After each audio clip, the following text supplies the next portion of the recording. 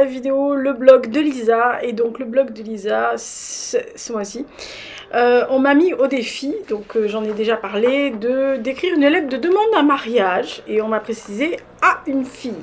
Alors, oui, certains sont pas très bien équilibrés de temps en temps. Enfin, ça arrive dans le brainstorming, dans les paris. Il y avait ça. Voilà. Alors, je dois féliciter OL et Madame hein, pour avoir eu l'idée. Et Madame m'a précisé, puisque c'était une demande en mariage, et Madame m'a dit « Ah, pourquoi tu m'écrirais pas ou tu écrirais pas une lettre à une fille ?» Voilà, donc je me suis dit que j'allais relever le défi. Alors, je l'avais déjà fait sur mon blog il y a très très longtemps, donc je leur ai demandé, parce qu'il ne faut pas non plus que je fasse tout le travail, je leur ai demandé de chercher l'article qu'ils ont retrouvé. Je suis très très mal assise, je suis désolée, qu'ils ont retrouvé, et voilà, donc je tiens à signaler au cas où, au cas où quelqu'un se dise « Ah, peut-être que tu y as anguille sous roche ». Non, il n'y en a pas. Non, alors là, non. Hein, voilà. Alors, je suis honnête avec vous. J'accepte tous les cas de figure dans l'amour. Tant que vous répondez à la question primaire que je vais vous poser. Est-ce que tu ou vous, selon mon degré d'intimité avec vous, êtes heureux? Ou est-ce que tu es heureux ou heureuse? Ou est-ce que vous êtes heureux ou heureuse? Si vous me répondez oui, un oui franc, pas oui, je crois. Alors là, non, ça marche pas. Mais si vous me dites oui, moi ça me va. Voilà, que vous épousez un homme, une femme, un non-genré, une drague, ou un drague, comme vous voulez, parce que ça existe dans les deux cas. Un papillon, un chat, un chien, un perroquet, un poisson rouge. Ce que vous voulez, je m'en fous, tant que vous êtes heureux. Voilà, donc partez du principe que... alors...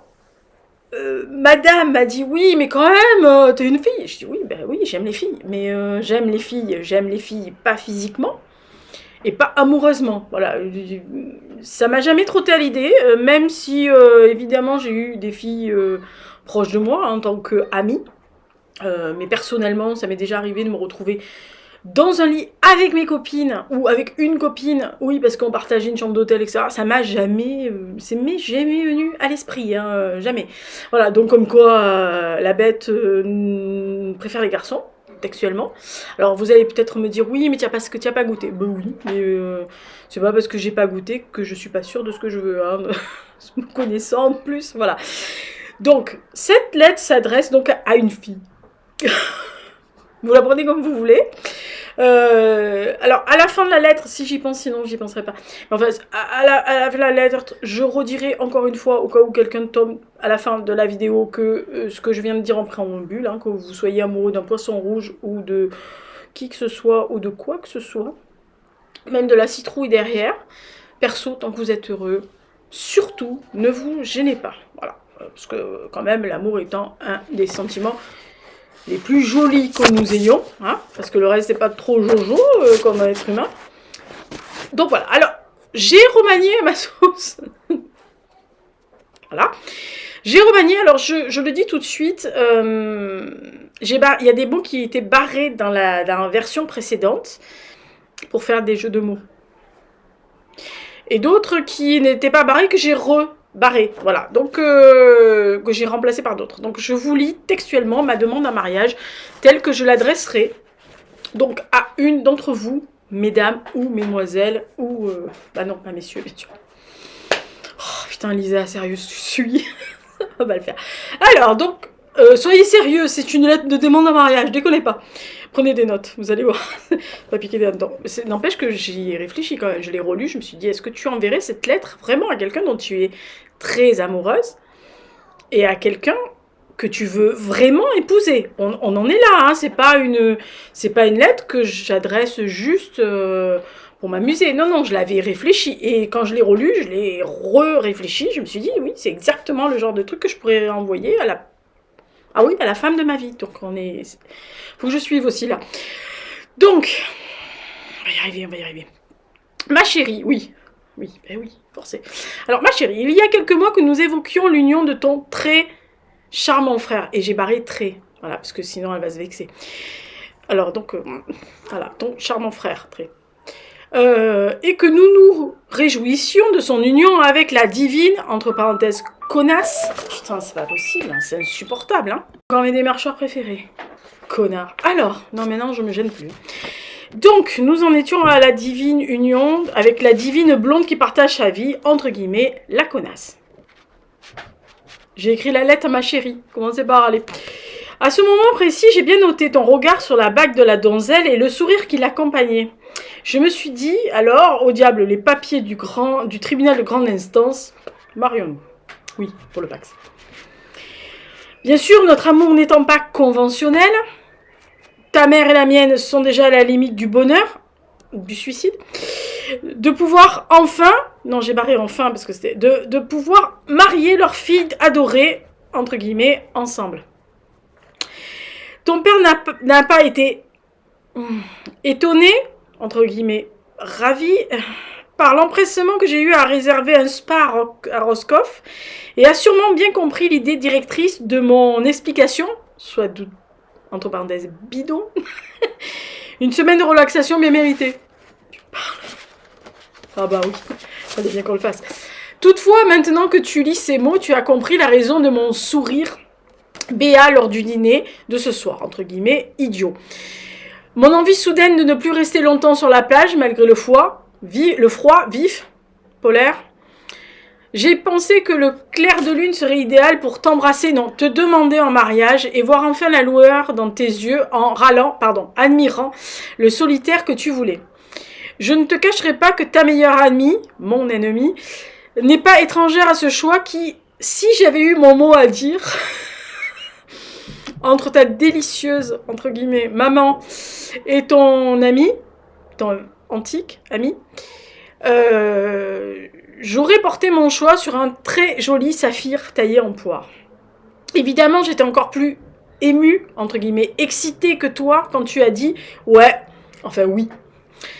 10 ans de vie commune, une loi et quelques embûches en merde de plus tard, nous y voilà donc à l'orée de notre vie de femme mariée.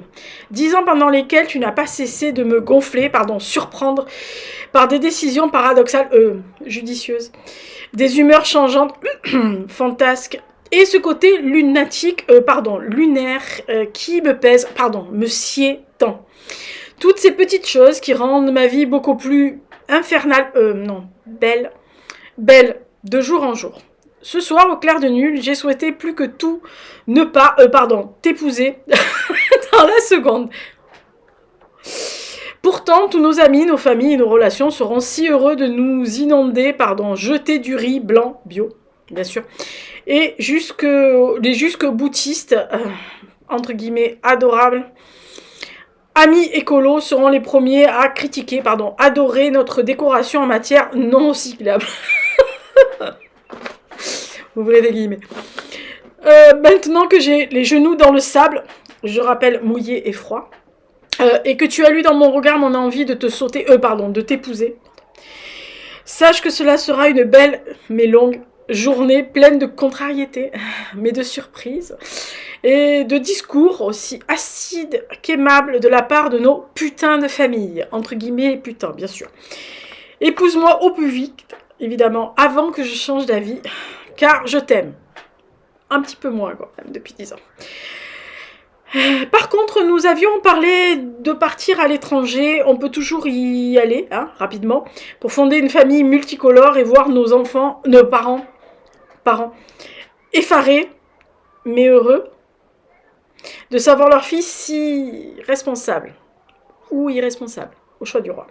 Cette lettre n'engage que toi, et moi en l'occurrence, mais sache qu'elle est sincèrement aimante et fidèle à nos idées, à nos souhaits de débauche, de liberté, à notre trop longue vie commune. Merci d'éteindre la lumière après la lecture du livre Nouilles, offert par ta crétine de belle-mère. Je t'aime, malgré tout. Voilà, donc c'est une demande en mariage. C'est une demande en mariage, on est bien d'accord. Voilà. Donc c'est une demande en mariage humoristique qui est tout à fait le genre de demande en mariage que j'aurais pu torcher. pour une fille ou pour un garçon, on est bien d'accord. Mes potes m'ont juste dit, est-ce que tu aurais été jusqu'à poser un genou à terre dans le sable mouillé pour demander quelqu'un en mariage? Oui. Est-ce que ça aurait été avec un solitaire ou un saphir ou éventuellement un bracelet, hein, si c'est un garçon? Non. Je pense que déjà mon genou mouillé à terre et ma demande, je pense que c'est suffisant. Est-ce qu'on a déjà, alors les questions, hein, je vous lis. Est-ce qu'on t'a déjà demandé en mariage? Oui. Et il y avait un qui a répondu, elle a dit non. J'ai dit je sais pas. Oui, voilà, ça arrive. Hein. Et la dernière question, c'était est-ce que ta demande en mariage était aussi romantique? Non, c'était dans un stade de foot. Pas une bonne idée pour toi. Si, à la mi-temps d'un match. Il y avait de fortes chances que je dise oui, vu que je gueulais comme un fou. Parce qu'il y avait un joueur qui me plaisait, que je disais oh oui, oh oui. Et je pense qu'il a pensé que j'allais dire oui toutes les 5 secondes. Et j'ai dit non. Enfin, j'ai dit je sais pas, pour l'instant, je regarde le joueur là, j'ai pas que ça à foutre. Oui, je suis pas romantique. Ça, on est d'accord, hein, voilà. Meilleur ami vous le dira. Je ne suis pas romantique pour 4 sous. Ce qui n'empêche pas que j'aime bien les trucs romanesques, ce qui n'a aucun rapport. Je peux regarder des films nouilles. Enfin, des films romantiques. Meilleur ami va me tuer. Mais voilà, ça va pas plus loin. Par contre, toute velléité qui pourrait exister dans le futur, si un jour quelqu'un passe sur cette vidéo et veut me demander un mariage, ne me foutez jamais un genou à terre devant du monde. On est bien d'accord. À la rigueur, sur la plage, seul, quand il n'y a vraiment pas un rat, que vous vous mettiez un genou à terre, passe encore, et je suis capable de m'agenouiller moi pour dire ça va, t'as pas mal quelque part? Eh oui. Oh bah la surprise avec moi, ça marche pas. Mais par contre, devant nos amis, notre famille, la Smala, la sienne, la mienne, et tout le monde qui est là en mode cotillon, machin, non, ça marchera pas parce que là, par contre, je suis capable de dire non, de me casser. Voilà, parce que je n'aime pas les surprises. Donc, ceci étant dit, voilà, mettez-moi ça par 4, par 3 tous les jours en face de mon abribus, avec des mots simples. Hein. Veux-tu m'épouser? Oui ou non? Coche la case. Voilà. À la rigueur, vous mettez pas le nom, comme ça vous êtes sûr que je coche une case. Voilà. Mais non, ça n'a jamais été dans mes projets. Hein. Voilà, ça c'est mes potes qui m'ont dit de toute façon, sois honnête après la lettre, il faut quand même... Ça n'a jamais été un but, je plaisante, mais c'est vrai, ça n'a jamais été un but dans ma vie. Petite, je ne rêvais pas de robe blanche, je ne rêvais pas d'alliance, je ne rêvais pas de me marier, d'avoir des gosses, machin. Toutes mes copines avaient leur Barbie, leur poupée, leur machin, leur truc. Elles rêvaient de se marier, de trouver le prince charmant, la robe. Dès qu'elles passaient devant un magasin de robes de mariée, c'était l'affolement général pour savoir laquelle robe, etc. Non, ça ne m'a jamais intéressée. Voilà, j'ai regardé comme tout le monde des robes de mariée, surtout parce que mes copines se mariaient, qu'il fallait que je les accompagne. Et que ça m'amusait de les voir et surtout d'aller choisir les robes de mariée avec elles pour les rendre les plus belles possibles. Parce que quelquefois, ça m'est arrivé d'assister à des essayages, ou en tous les cas, on vient, on cherche un truc et que les vendeuses vous filent la robe la plus à la mode actuellement, celle qui se vend le plus, quelquefois celle qui est la plus chère, il faut bien le dire, mais qui ne met pas forcément la personne à son avantage. Moi, je dois avouer que j'étais celle entre maman, les sœurs et la belle-sœur à tirer la tronche si on me sortait une meringue et que la meringue ne lui allait pas. Moi, il y avait une de mes amies, la meringue, c'était pas possible. Elle était toute fifine comme ça, mais vraiment fifine, hein, frêle, un roseau, quoi. Et on lui avait sorti une robe à meringue, vous savez, le truc avec plusieurs étages. Une vraie pièce montée à l'extérieur, mais vraiment une pièce montée, quoi. Avec des francs-freluches de partout. En fait, elle était noyée dans le tissu, dans le taffetas, dans le satin, dans le machin. Et on la voyait pas. Et on ne la voyait plus, on n'était plus... voilà. Et elle est revenue un autre jour pour la réessayer, pour être sûre, parce que c'est quand même un choix important. Et personne n'était dispo sauf moi. Donc elle me dit, tu viens avec moi. Elle m'en voudra pas parce qu'elle m'a remercié 26 fois lors du discours. J'avais adoré. La tranche de sa mère, ça lui a pas plu. Bon, bref. Et donc, je viens avec elle. Et la vendeuse qui avait déjà retenu, enfin, qui avait mis son nom sur une fiche et qui a ressorti la fiche, est allée chercher la robe. Et donc, elle la passe en cabine, elle ressort de la cabine. Et donc là, la personne avait appelé une couturière pour voir s'il y avait des retouches. Il y avait des retouches, enfin, quelques peu de retouches. Et donc, elles étaient là, oh là là, vous êtes belle et tout. Puis elle a dû voir ma tronche, quoi. Donc, elle m'a dit, qu'est-ce qu'il y a? Je lui ai dit, écoute, je veux pas... je ne suis pas une professionnelle du mariage ni des robes de mariée, mais je trouve que ça te met pas assez en valeur. Ça t'étouffe, mais ça ne te met pas en valeur. Et alors, elles m'ont regardé comme si j'étais une espèce de folle. Et elle m'a dit, qu'est-ce que tu choisirais? Mon amie me dit, qu'est-ce que tu choisirais? Donc, je lui ai dit, est-ce que je peux me permettre d'aller chercher une robe? Je connaissais sa taille. Donc, la vendeuse me dit, oui, oui, bien sûr, mais persuadée que c'était entériné, la robe meringue. Donc, je regarde. J'en avais repéré une ou deux, puis j'en avais une qui m'avait vraiment tapé dans l'œil quand j'étais rentrée et qui, connaissant mon amie, devait lui aller comme un gant. Donc, je la prends et je lui dis, peut-être celle-là. Et alors, la vendeuse m'a regardé d'un air horrifié, style, mais qui c'est donc pour prendre ce genre de robe? La couturière m'a regardé en souriant. Je me suis dit, ah. Voilà, donc elle rentre dans la cabine, elle lève la meringue, elle met l'autre robe, qui n'était pas une robe fuseau, sirène et tout, hein, c'était une robe un peu... en fait, elle avait une taille empire, voilà. Et c'était parfait pour elle. Et donc, vraiment, en fait, elle avait le buste, les seins pour aller dans une taille empire, d'avoir ce genre de décolleté, machin. Et puis, comme elle était frêle, c'était tombé au cordeau. Donc, elle sort de la cabine et je vois la vendeuse qui la regarde, qui fait « Oh, putain, qu'est-ce que vous êtes belle !» Moi, j'ai rien dit. Moi, j'ai souri aux anges et j'ai fait... Donc, à l'époque, on n'avait pas les portables, donc elle lui dit « Mettez-la de côté, ma mère va arriver dans 1 heure, je repasserai avec elle. » Et donc, en fait, elle a pris cette robe-là. Voilà, donc effectivement, dans le discours, j'ai été remerciée 26 fois. Donc, ça m'a mis très mal à l'aise, parce que c'était pas mon but, hein, on est bien d'accord. Mais, mais je dois avouer qu'elle était vachement belle.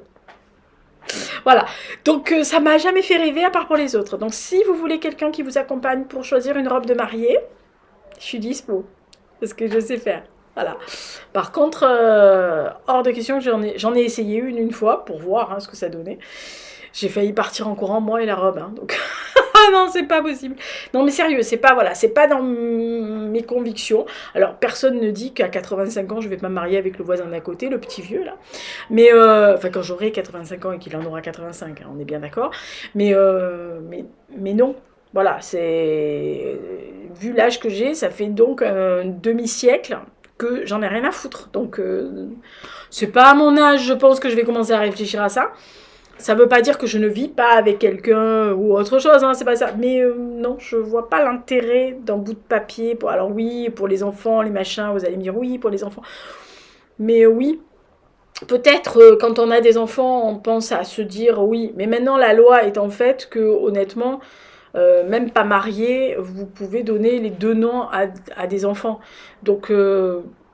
ça m'a jamais posé de problème. Mes parents les 2 noms de mes parents auraient été accolés à mon prénom. Ça m'aurait pas chiffonné que mes parents soient pas mariés. J'ai jamais pensé que ça soit essentiel. Moi, l'important, c'est ce que je vous ai dit, c'est que les gens soient heureux et amoureux. Voilà. Après, qu'ils soient mariés, pas mariés, quel est l'important? Après, si c'est important pour les gens, je vous dis, autour de moi, il y a beaucoup de gens, c'est très important de se marier ou de se paxer ou de faire la démarche d'avoir le même nom que quelqu'un ou le double nom maintenant pour beaucoup de femmes. Donc voilà, si c'est votre fort intérieur, c'est vraiment ce que vous voulez, moi ça me va. Voilà, mais ma demande en mariage à une fille, bon, bah, il y a peu de chances que ça existe. Hein. Et puis, il y a peu de chances déjà qu'une fille qui me dise oui, parce que quand elle aura lu la lettre, elle fera pas... Finalement, on va peut-être divorcer. Voilà, donc ça, c'était le blog de Lisa, écrire une demande en mariage à une fille. J'espère que ça vous a plu. Dites-moi si la lettre vous aurait convenu à vous. Imaginez que je vous demande en mariage. Dans les commentaires, vous me dites la réponse, oui ou non. Il n'y a que 2 options. Hein. Le je sais pas, je réfléchis, ça marche pas. Oui ou non? Voilà, vous avez le droit. Vous avez 10 minutes pour réfléchir. Sachant que je viens avec le Général Lux, hein, si je me marie. Je préviens, il n'est pas négociable. Blur non plus. Ah putain, vous allez être dans la merde. Hein. Blur, les bouquins, les DVD, mes crayons de couleur, mes appareils photo, Général Lux, qui prend son volume. Ah, il faut tout prendre. Hein. Il n'y a pas que moi. Hein. On est bien d'accord. Voilà. Allez, mariez-vous. Enfin, mariez-vous. Aimez-vous. Aimez-vous surtout. Elle bafouille. Dès qu'elle dit mariage, elle bafouille, la fille.